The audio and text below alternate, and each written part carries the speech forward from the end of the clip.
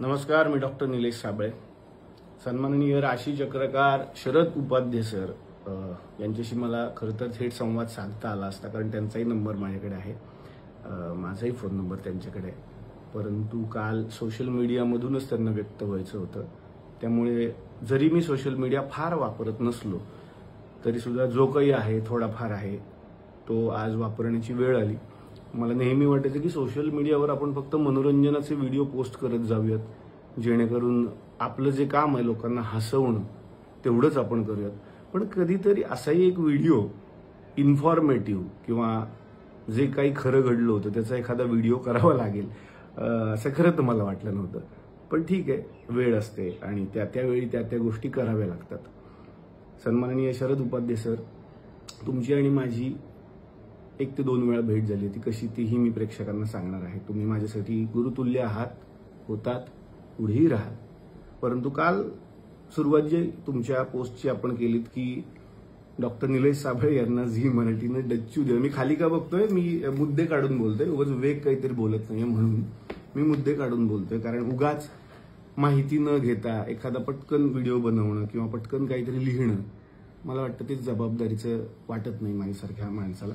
जर आपण आपली बाजूच नाही मांडली तर लोकांना आपली बाजू कशी कळणार, म्हणून हा सगळा मी घाट घातलेला आहे या व्हिडिओचा. खरं तर आपण सुरुवात केली की झी मराठीनं डच्चू दिला, हकालपट्टी केली वगैरे वगैरे.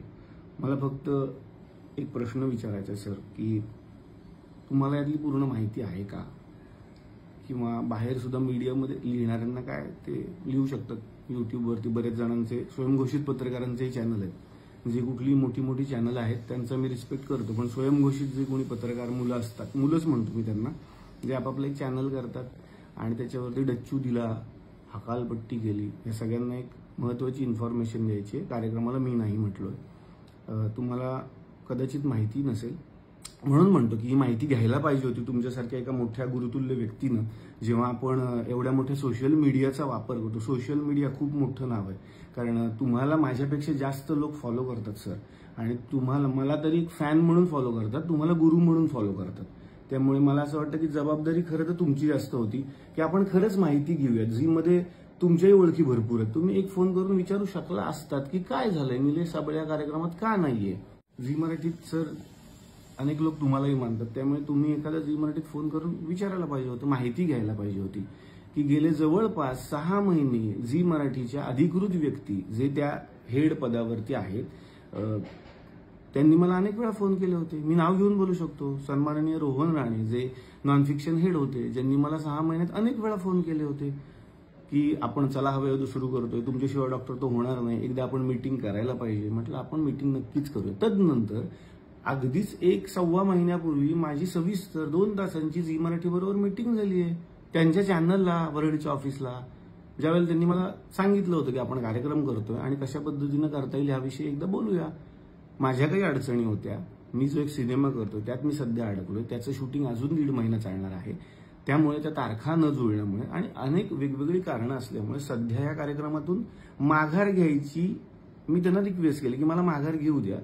याचा अर्थ असा होत नाही की मला कार्यक्रम करायचा नव्हता, मी नकार दिला. मी पुन्हा एकदा क्लिअर करतो, पण मी स्वतःहून या कार्यक्रमातून बाहेर पडलोय. मी स्वतःच म्हणालोय की मला कार्यक्रमात आत्ता तरी भाग घ्यायचा नाहीये. सेम भाऊ कदम सरांचं सुद्धा आहे. भाऊ सध्या माझ्याच बरोबर माझ्याच सिनेमात काम करत आहेत, तेही या कार्यक्रमात नाही आहेत. 2 माणसं या कार्यक्रमात नाही आहेत. पण का नाही आहेत याचं कारण तुम्ही जाणून घेतलं का? मला असं वाटतं की सर तुमच्यासारख्या एका मोठ्या व्यक्तीनं थोडी माहिती घ्यायला पाहिजे होती की निलेश साबळे कार्यक्रमाला नाही म्हणालेले आहेत. आणि हे मी माझ्या ऑफिशियल चॅनलवरून आत्ता सांगतोय, माझ्या या सोशल मीडिया अकाउंटवरून सांगतोय. याला झी मराठी सुद्धा दुजोरा देईल जर आपण त्यांना विचारलं तर. अगदी ते सांगतील सुद्धा की माझी मीटिंग किती वेळ आणि कुठे झालेली आहे. मला त्यानंतर बोलायचंय, तुम्ही जे म्हणालात की निलेश साबळेंच्या सेटवरती माझा अपमान झाला किंवा थेट आता तो मीच केलाय असं तुमचं म्हणणं आहे, म्हणून मला ते जरा सगळ्यांच्या समोर मांडायचं होतं की 2014 ते 2015च्या मध्ये हा एपिसोड शूट झालेला आहे, जेव्हा कार्यक्रम नवा होता. कार्यक्रमाच्या पहिल्या 50 भागांमधला हा भाग आहे. त्यामुळे ते जे वाक्य आहे की 10 वर्ष झाली डोक्यात हवा गेली होती, तर वाक्यात मग पुन्हा प्रॉब्लेम होतोय, कारण 50च एपिसोड झालेले आहेत आणि तुम्ही म्हणता तेव्हा ही घटना घडली. तर तेव्हा हवा गेली होती कदाचित. मग 10 वर्ष झाल्यावर हवा डोक्यात गेली, ही वाक्यच वेगळी वेगळी वाटतात मला सगळं. पहिल्या 50 भागातच चला माझ्या डोक्यात हवा गेली असेल असं तुमचं म्हणणं आहे. पण मला एवढं सांगायचं की तुम्ही ज्या ज्या गोष्टींची माहिती सोशल मीडियातून समोर आणली ती म्हणजे मला सेटवरती बोलावलं, मला पाणीही विचारण्यात आलं नाही. मला सगळ्यांना सांगायचं की SL विजन नावाची खूप मोठी कंपनी, खूप नावाजलेली झी मराठीची कंपनी चला हवा येऊ द्याचा सगळा कारभार सांभाळते आणि त्यांनी उत्तम हा कारभार सांभाळला आजपर्यंत. कंपनीची किती माणसं काम करतात, जे जे लोक हवा येऊ द्याच्या शूटिंगला आले त्या सगळ्यांना माहिती आहे. चॅनलची माणसं आलेल्या कलाकारांना रिसीव्ह करण्यापासून त्यांच्या मेकअप रूम पर्यंत नेण्याचं कामही करत असतात. क्लासिक स्टुडिओ जो मीरा रोडला आहे त्या क्लासिक स्टुडिओला याचं चित्रीकरण झालं आणि क्लासिक स्टुडिओची सगळ्यात मोठी रूम ही शरद उपाध्ये सरांना देण्यात आलेली होती, जी AC रूम होती. मला जितकं माहिती आणि जितके कलाकार हवा येऊ देत आलेले आहेत त्या सगळ्यांना हे माहिती असावं की प्रत्येक मेकअप रूममध्ये ऑलरेडी पाण्याच्या बाटल्या ठेवलेल्या असतात. कारण आदल्या दिवशी त्याची रिहर्सल होते, म्हणजे आदल्या दिवशी त्याची मीटिंग होते की कोणाच्या रूममध्ये काय काय गोष्टी असायला पाहिजेत आणि त्या असायलाच पाहिजेत अशी ती स्ट्रिक्ट वॉर्निंग असते. याही व्यतिरिक्त तुमचं म्हणणं होतं की माझ्याशी निलेश साबळे बोललेच नाही. बरं, पाण्याचा मुद्दा आणखीन मला थोडा पुढे न्यावा असं वाटतोय.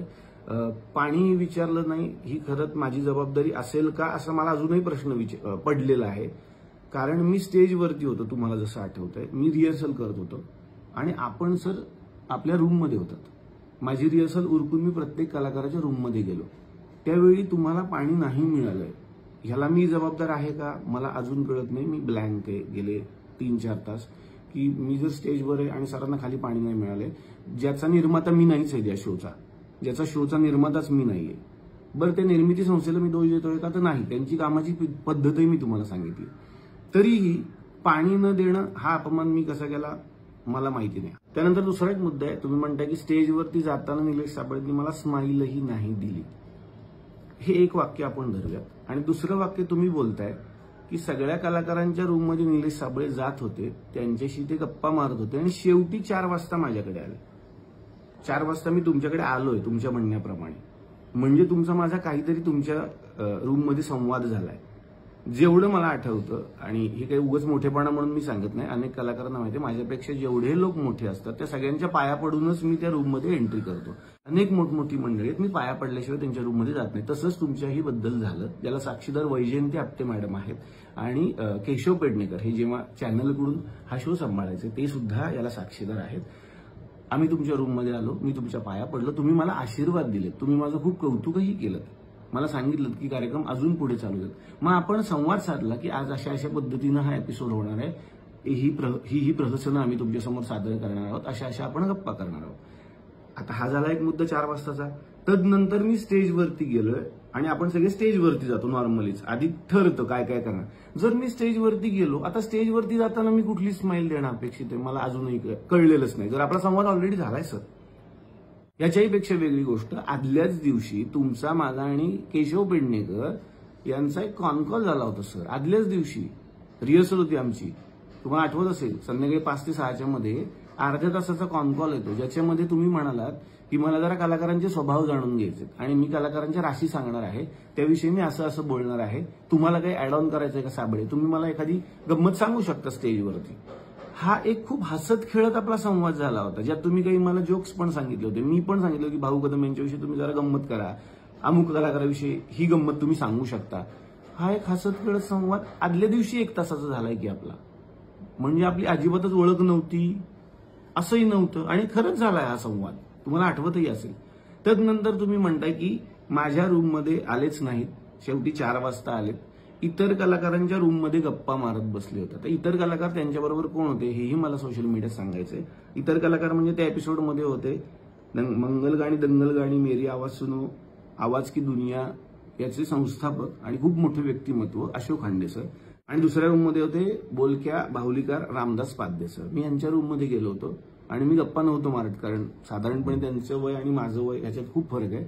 पण रामदास पाध्ये सर आजच्या या कार्यक्रमात काय काय सादरीकरण करणार आहेत हे मला ते सांगत होते. त्यांनी परदेशातून काही नवीन बाहुले आणलेले आहेत, त्याविषयी ते मला माहिती देत होते, जी की घेणं मला गरजेचं आहे, कारण आपला संवाद आदल्या दिवशी झालाय, तुम्ही काय काय सादर करणार आहात. रामदास पाध्ये सर त्याच दिवशी आल्या कारणानं आणि त्यांच्याशी आदल्या दिवशी माझा संवाद झालेला नाहीये, ते मला सांगत होते की दिग्दर्शक म्हणून हे तुला पटतंय का बघ, की आणखीन यात ते ऍड ऑन करूयात. सेम अशोक खंडे सरांनी त्यांचा एक मोठा ताफा आणलेला होता, जे की गाणार होते, नृत्य करणार होते आणि ते रात्री शूटिंग वेगळं होणार होतं आपल्या गप्पांनंतर. तर ते सांगत होते कुठली कुठली गाणी आपण यामध्ये घेऊ शकतो, कुठल्या कुठल्या गोष्टी आपण सादर करू शकतो. साधारणपणे सर, जेव्हा दिग्दर्शकीय धुरा सांभाळायची असते, प्रत्येकाला माझ्या पद्धतीने वेळ देणं जेवढा शक्य होता, गरजेचा होता, तेवढा मी आतापर्यंत हवाईउद्योग दिलेला आहे. त्यानंतर एक महत्वाचा मुद्दा तुम्ही लिहिलाय की कार्यक्रमात 15 मिनिटातच भराभर माझं काम उरकण्यात आलं. तर तसं होत नाही सर, हे सगळ्यांना माहिती आहे. कार्यक्रमात रोल जो टाइम असतो आमचा, तो कमीत कमी 2-2.5 तासांचा असतो. प्रेक्षकांच्या समोर एपिसोड 45 मिनिटांचा जातो, पण त्याच्यासाठी रोल 2 तास होतो हा कार्यक्रम. आणि अगदीच हे सिद्धच करायचं झालं तर झी मराठीशी तुम्ही संवाद साधू शकता की त्या दिवशी कार्यक्रम किती वेळ रोल झाला होता. 2 तास हा रोल होतो. आणि जे लोक कार्यक्रमात आलेले आहेत त्या सगळ्यांना माहिती, प्रेक्षक म्हणून जे लोक आले त्यांनाही माहिती आहे की कार्यक्रम किती वेळ रोल होतो. सर, प्रत्येक कलाकाराला आपापला मुद्दा मांडण्यासाठी आणि आपली कला सादर करण्यासाठी भरपूर वेळ कार्यक्रमात दिला जातो. त्यानंतरचा तुमचा असा मुद्दा आहे की तरी गप्पा जेव्हा सुरू झाल्या, इतरच कलाकार जास्त बोलत होते, मला बोलायला मिळालं नाही. समजा इतर कलाकार कोण आहेत पुन्हा बघूयात. सन्माननीय अशोक खंडे सर, सन्माननीय रामदास पाध्ये सर. जेव्हा मी एखाद्या गुरुतुल्य व्यक्तीला प्रश्न विचारतो तेव्हा त्यांनी काय उत्तर द्यायची हे मी नाही ठरवू शकत सर. त्यांनी किती वेळ बोलायचं, त्याचा अनुभव त्यांनी किती वेळ सांगायचा, हे ती व्यक्ती ठरवते. ह्या दोन्ही व्यक्ती माझ्यासाठी जितके तुम्ही मोठे आहात, तितक्याच याही 2 व्यक्ती माझ्यासाठी मोठ्या आहेत. तुम्ही कमी बोला सर, तुम्ही जास्त बोला सर, असं मी कसं करू शकतो? आणि यातून, त्यांच्या जास्त बोलण्यातून तुमचा कसा अपमान होतोय मला अजून नाही कळलं. तर ही घटना 2014 ते 15च्या मधली हा एपिसोड. आणि त्यानंतर आता 2025 म्हणजे 10 वर्षांनंतर तुम्ही सोशल मीडियावर लोकांच्या समोर हा मुद्दा मांडला. पण मला प्रेक्षकांना सांगायचं, यानंतर सुद्धा शरद उपाध्ये सर आणि माझी एक चांगली भेट झालेली आहे, ती आता मी तुमच्यासमोर सांगतो. ज्येष्ठ अभिनेत्री निर्मितीताई सावंत यांच्या मुलाचं म्हणजे अभिनयचं लग्न होतं आणि त्या लग्नामध्ये आम्ही दोघे एकत्र भेटलो. सर, तुम्हाला आठवत असेल, एकाच टेबलवरती शरद उपाध्ये सर आणि मी, आपण दोघेच बसलो होतो. तुमच्या सुविद्य पत्नी होत्या आणि माझी बायको शेजारी बसली होती.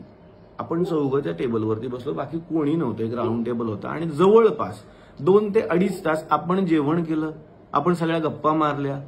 तुम्ही हवाईउद्याविषयी बोलत होतात, तुम्ही माझं कौतुक करत होतात, तुमचं भविष्य खूप चांगलं आहे याविषयी बोलत होतात, मीही तुमच्याशी संवाद साधत होतो. तदनंतर तुम्ही असं म्हणालात की निलेशजी, आपण एक फोटो घेऊयात. तुमच्या मोबाईलमध्ये आपला एक फोटो सुद्धा आहे आपल्या सगळ्या फॅमिलीचा. याला प्रूफ म्हणून अभिनयच्या लग्नातले जर फोटो मी मागवले तर आपल्याला तोही फोटो सापडेल, आपण एका टेबलवरती बसलेला. कारण बऱ्याच वेळेला फोटोग्राफी झाली.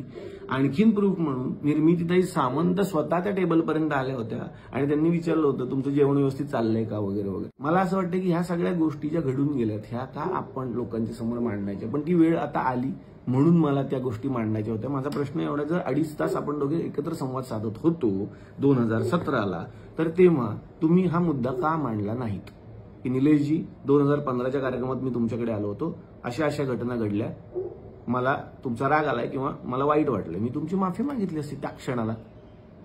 माझं हेच म्हणणं आहे की याच्यासाठी सोशल मीडियावरच तुम्हाला यायचं होतं, म्हणून मी ही सोशल मीडियातून व्यक्त झालेलो आहे.